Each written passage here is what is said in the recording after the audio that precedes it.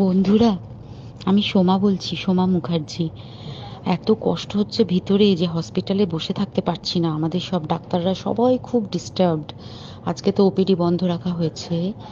তোরা জানিস সমস্ত ঘটনা শুনলাম, যা যা মানে সত্যিকারের ঘটনা, যেটা আরজি করের ভিতরের যে ডাক্তার তারা তাদের বন্ধু বান্ধব মারফত এটা ছড়িয়ে মানে এসছে আমাদের কাছে। অ্যাকচুয়ালি যেটা ঘটেছে সেটা হচ্ছে, আমি শুনে তো মানে বিশ্বাস করতেও নিজেকে কেমন লাগছে রে।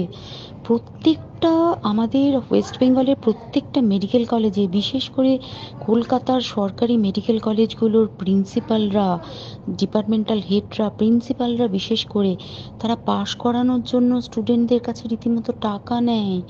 যেসব স্টুডেন্টরা, ইন্টার্নরা, পিজিটিরা যারা ভালো করে ক্লাস করে না বা থিসিস তারা জমা দেবে, পিজিতে তো থিসিস জমা দিতে হয়, তো যারা MBBS final year final pass করবে না সাপ্লি পাইয়ে দেবে, ইন্টার্নের কমপ্লিশন দেবে না, ইন্টার্ন হওয়ার পর কমপ্লিশন না দিলে তারা রেজিস্ট্রেশন নাম্বার পাবে না, এই সমস্ত ভয় দেখিয়ে টাকা পয়সা নেয়। সমস্ত জায়গাতেই এটা আছে।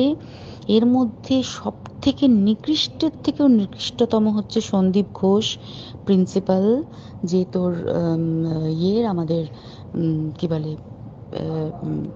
আরজিকর মেডিকেল কলেজে। সেখানে ভাব যে ওনার একটা বিশাল নেক্সাস ছিল, যাতে উনি বেশ কিছু ইন্টার্ন, হাউস স্টাফ এদেরকে দিয়ে ওই নেক্সাসটা চালাতেন। তারা ওখানে একটা সেক্স র্যাকেট চালাতো, তারা একটা ড্রাগ র্যাকেট চালাতো। ড্রাগ র্যাকেট মানে ওই যে ওটাতে বলেছে না, ড্রাগ মানে শুধু ওই হেরোইন আর ব্রাউন সুগারের ড্রাগ খাওয়া বা মদ খাওয়া নয়।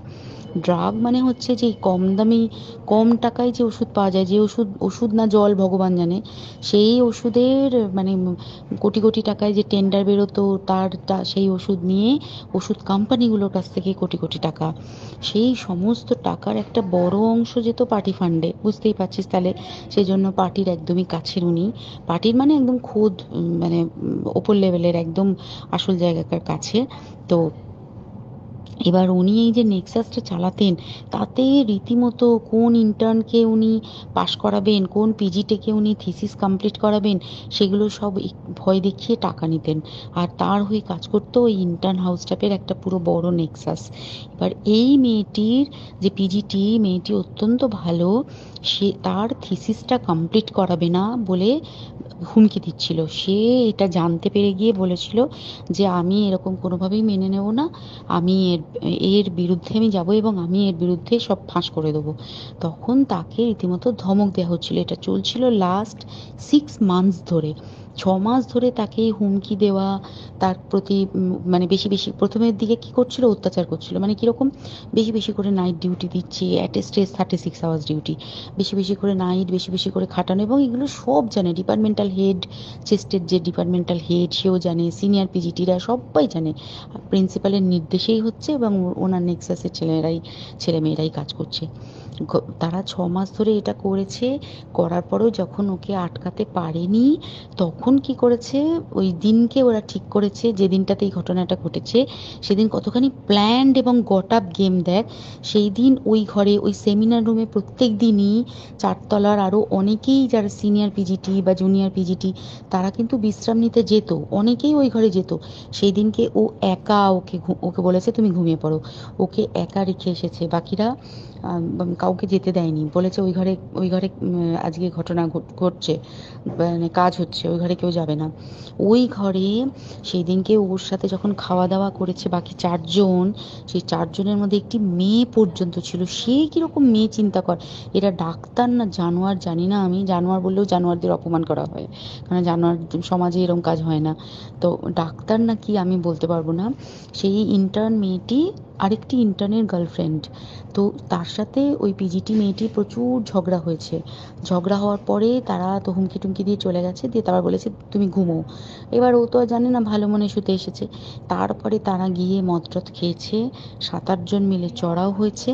এবং তোরা জানিস যে প্রথমে তার হাত দুটোকে দুপাশে 2 জন ধরে রেখেছে এবং সেই কাজে সেই মেয়েটিও সাহায্য করেছে, ইন্টার্ন মেয়েটি।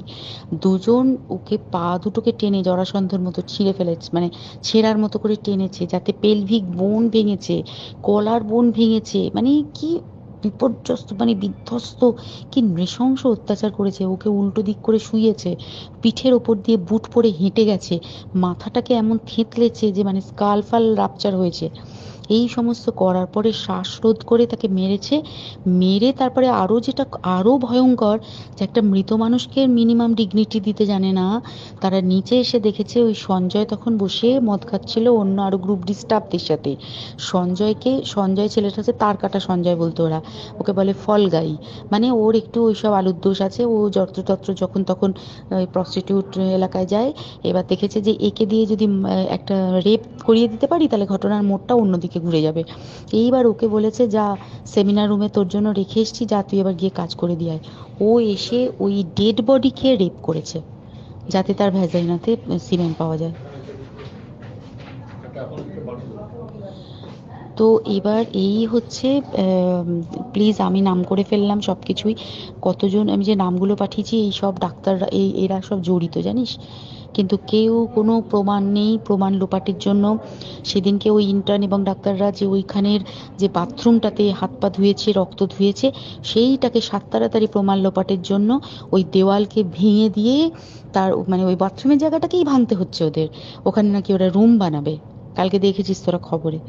আর বেশি বলতে পারছি না, মানে তোরা তো সবাই প্রোটেস্ট করিস, আমরা তো আমাদের দিক থেকে করছি, কিন্তু কিছুই হবে না, এই পোড়া দেশে কিছুই হবার নেই, শুধু ভেতরে ভেতরে গুমড়ে গুমড়ে কষ্ট পাওয়া।